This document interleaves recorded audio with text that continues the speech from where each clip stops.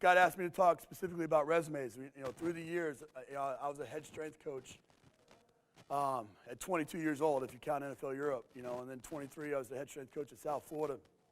And so I've hired several strength coaches. We have a very comprehensive internship program where we're bringing in 10 plus interns every semester, not just do I see those resumes, but then when I'm at a place like Tennessee or Cincinnati, the last job I had at Tennessee, I think I got 700 resumes for that job, and so the very first thing is you need to understand that you're not going to be hired by your resume, by just turning in a resume. That's not going to be the only thing. I'll talk later about, kind of being an entrepreneur, but, in the sales industry and all these people that are out here in their industry, it takes 3 to 5 impressions to make a sale. 3 to 5 impressions. And so your application materials is one of those impressions, But, networking, site visits, interactions, peer connections, all those types of things, social media connections, those things contribute to you potentially making more impressions. And so you want to make sure that you're continually reaching out to people and laying groundwork so that you can capitalize when positions do come open. So today what I want to do is I want to go through kind of the 3 main things that go into an application, and like I said, I've seen the good, the bad, and the ugly. I mean, in fact, yesterday we're hiring a new football coach, and I saw his resume, and this guy's, he's off the charts in terms of ability and in terms of, where he's been and all those types of things. But his resume, honestly, was very poor. Even a guy that's been accomplished in the profession for quite some time.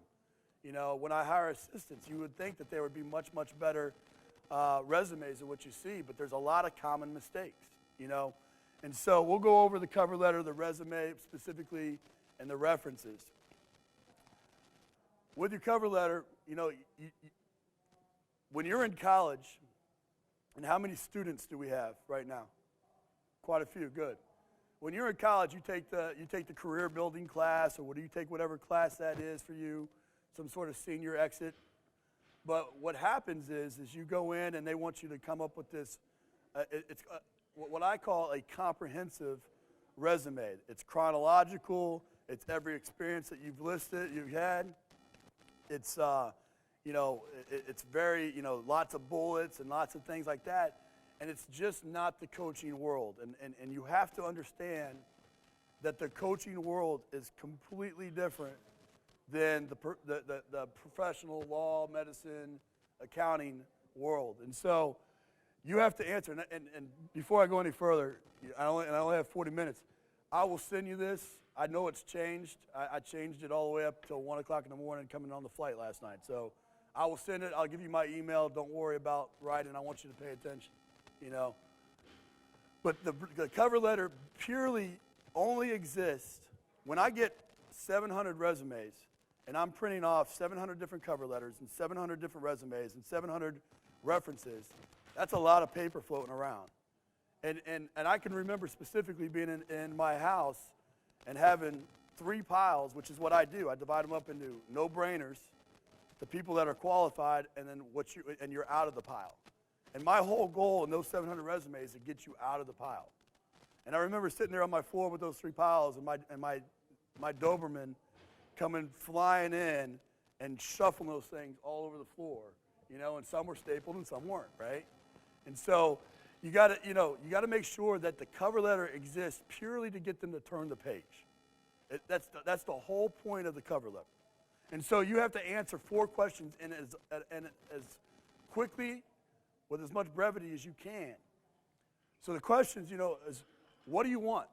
So when I have, it's not uncommon, especially at a place like Eastern Michigan, for me to have an assistant, maybe a GA, maybe an internship, all open at the same time, And so when you apply, I need to know what you're applying for specifically. So I'm, Ron McKeefery, I'm applying for the head strength coach at the NSCA headquarters, in Colorado Springs. Why are you qualified to do it? So I've done it at a high level. Yeah, I have my master's degree. I have the 15 years of experience that you're asking for.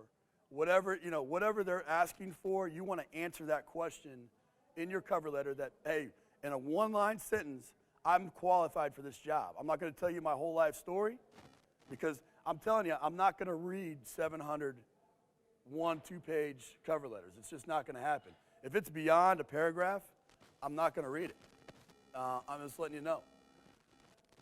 Where have you done it? And so you want to. This is where kind of being a little vague kind of helps you sometimes. So in my cover letter, it says that I've got 17, 18 years of NFL, Major League Baseball, NCAA Division I experience.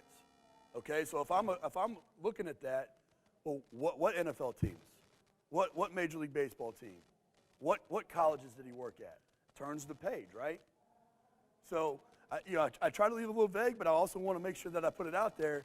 And sometimes those, quite honestly, where we're at right now with our football program or university, NCAA Division I sounds better than Eastern Michigan University sometimes, Now eventually it won't once I'm done with them, but right now it is. And then you want to talk about how well you've done it, okay? So, if you've worked for Jeff Connors, who was up here last night, I guess, right? And Jeff Connors says you were the best intern he ever had, then put that down. I've worked for Coach Connors. Coach Connors, named me the top intern that he's ever had or whatever. You want some sort of validation included into that cover letter. And it could be 5 lines. What I don't want to hear is a bunch of commentary. I don't want to hear your life story. That's what the interview is for, And it's hard. It's hard to convey your personality in a resume and a cover letter. So the instinct is to try to get as much in that cover letter as you can. But what you're showing is you're showing that you don't have an understanding of their time.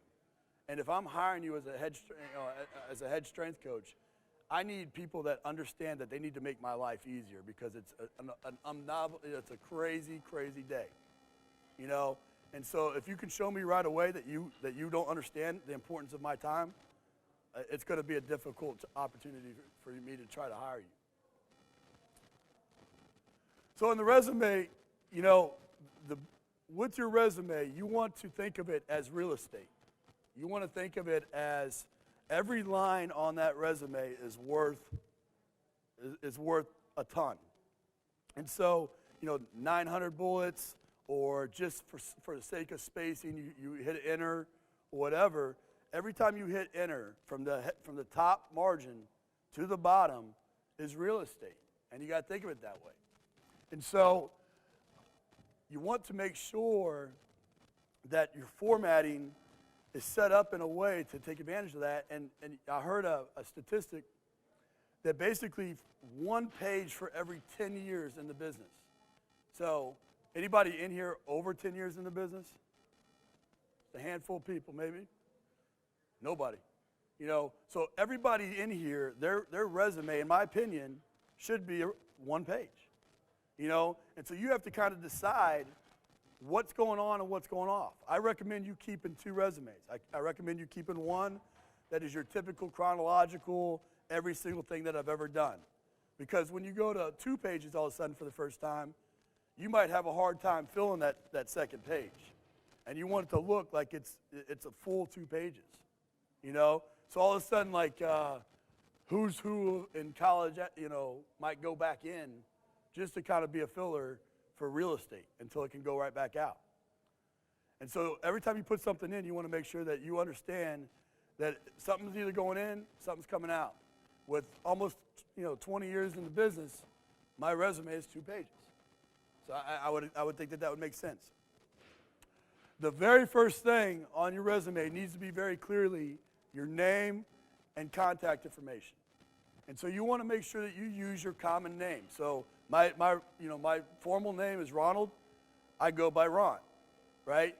When I call, if Mark Hasanovich, who hired me for the Buccaneers, calls me, and he's looking at the resume, and he says, "Hey, is Ronald there?" And the very first thing I do is say, "No, it's Ron." my first interaction with the guy that's potentially going to hire me is me correcting him. You know? And so it's just not a good foot. So use your common name, you know, and put that up there with your credentials. So right behind my name, you'll see it's got MSCCC, it's got CSCS Star D, it's got all those things, because very quickly, if I'm in a hurry, I know right now that if you have your CSCS, you have your degree. I can't hire you without your degree. I know you have a certification. I can't hire you without a certification.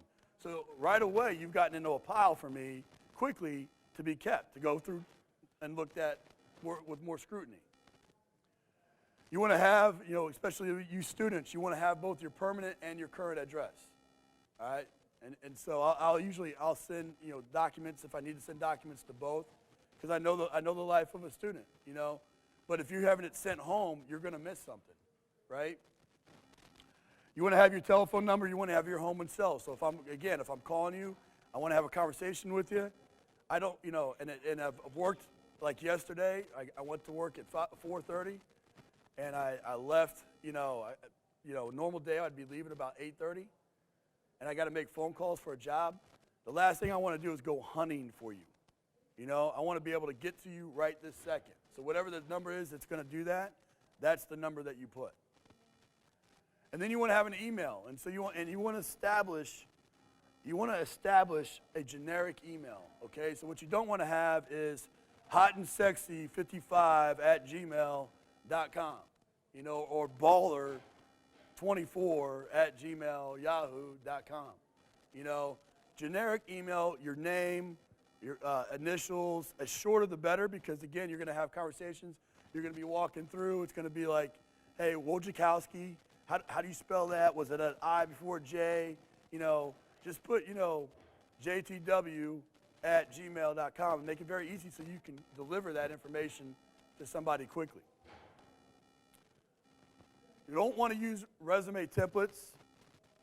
And like I said, you want to keep a master chronological one, because sometimes you might be going for a job that needs, or when you do get hired, you're going to have to fill out application materials that's going to need things in a chronological order. So this is basically how mine is set up. You see very boldly my name at the top.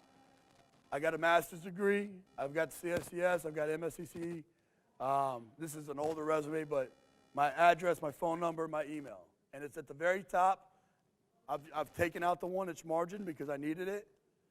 But my name really stands out, and it's on both pages.